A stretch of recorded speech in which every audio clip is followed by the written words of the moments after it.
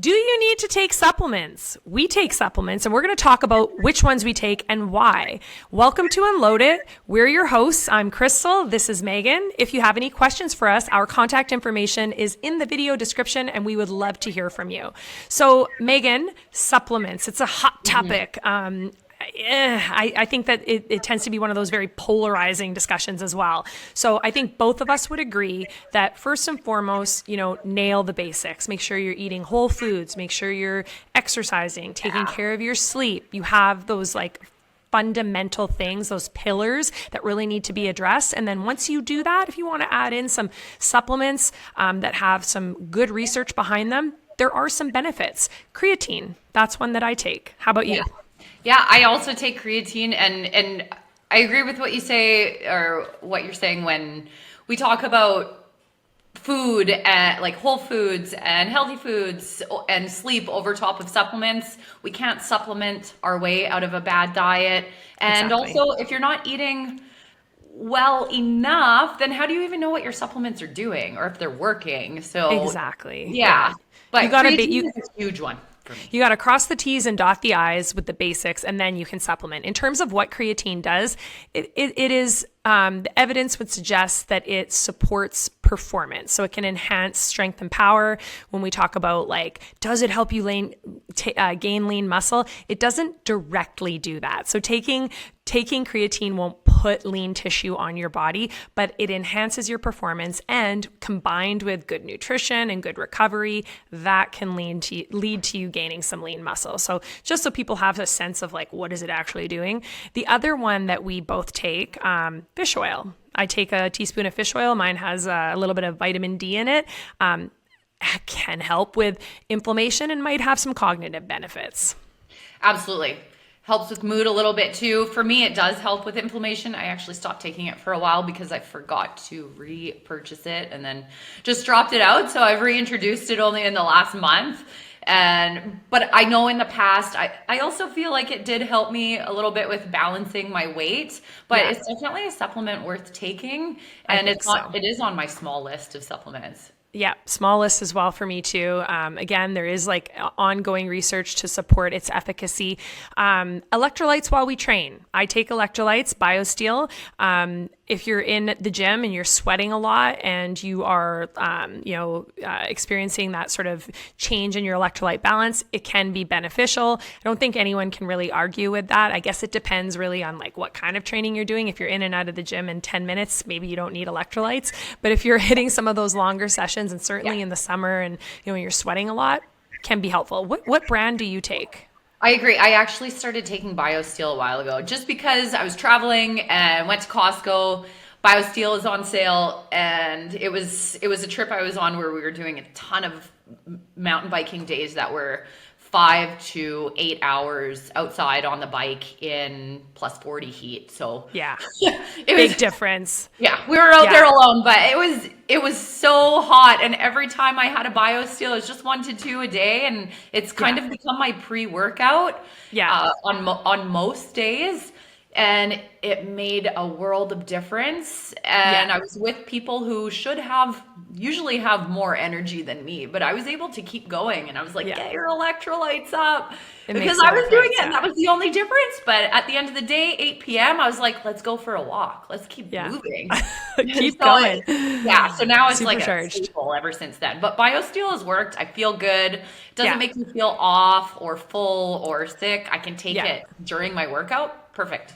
Yeah. And I think that's something too, some people are going to experience different side effects with supplements. We are in no way suggesting that you take supplements, without consulting with a medical professional. If you have any concerns, do your research, check in with your doctor. Most of these are pretty harmless in terms of potential side effects. But again, do your research. The last one, magnesium. I started taking magnesium, a powder, mix it with water before I go to bed, probably about 1.5 to 2 years ago. It is said to help with recovery. So getting those muscles feeling a little bit less twitchy potentially. That was one of the reasons I definitely looked at it in my reading for perimenopause/menopause symptoms, magnesium could potentially help with restless leg syndrome at night. whether it does or it doesn't. I think, again, a little bit of anecdote there. I personally feel like it did help me sleep better. So better recovery. And I just felt like I was having like deeper, more restful sleeps. Again, there is ongoing research, and some of this is just that.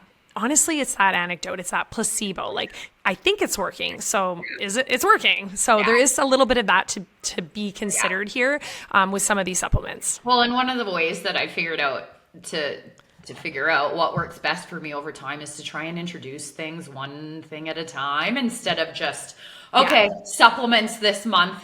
I'm going to take everything, and you have no idea what's working. And then you spend a bunch of money on supplements and you let one go, and you never learn. So as much as that's a slow process, it's a worthwhile one, because a good supplement, you're probably going to stick with it for a lot of years. So find the right ones and start a little bit slower. Don't take brand new supplements, 3 new supplements all at once. Exactly. That's what works for me. And I also take magnesium, but I take it in a different form. A friend recommended Thursday PM Recovery to me not long ago. It's an overnight recovery supplement packed with like amino acids, nutrients such as like L-theanine, magnesium, and collagen, amongst others. So that's how I started getting my magnesium. What I love about this product is it doesn't have melatonin.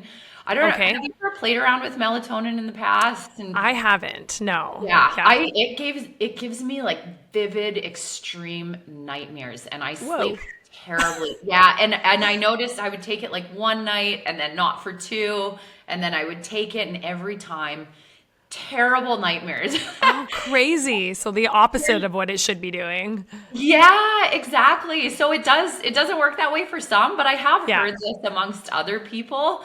So when Thirsty's whole thing was like, we don't use melatonin, I was like, okay, that's perfect. A good start. Bonus is there's 9 grams of protein in the pack. Nice. And I have found, like, I've started recommending it to a few friends to at least try, because it works so well for me. If I take it on Monday, I will just get so much more REM sleep. It doesn't help me fall asleep. It helps me with a deeper sleep. The deeper sleep. Huh. Yeah. Interesting. But if I don't take it on Tuesday, it's like I won't sleep as well.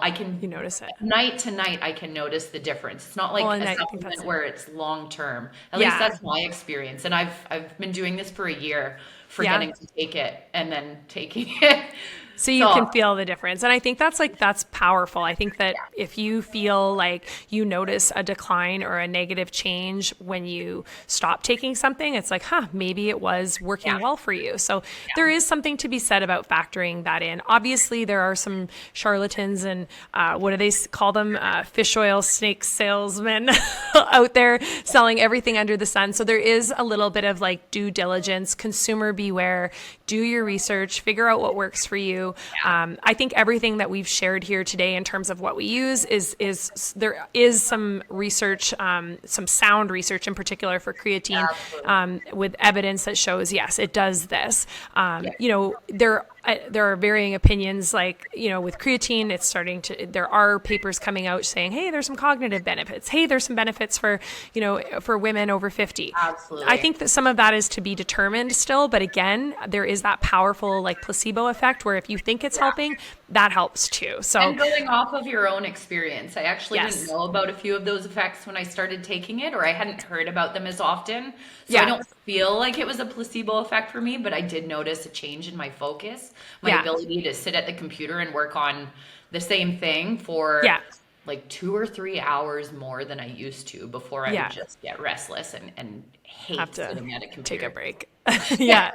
Awesome. Well, again, good subject, because it's things that, this is something that comes up a lot with clients, like what should I take? But again, I think the takeaway from this conversation for, as in regards to like, should you take supplements? Do you need them? Is make sure that you are like really ticking those boxes with the sort of the principles, the foundations, like your good nutrition, you're taking care of your sleep, you're managing your stress, you are doing your best with those things, obviously not trying to be perfect, but you've addressed them, and then pepper in some supplements where you think that they could potentially help, and just, see how it goes.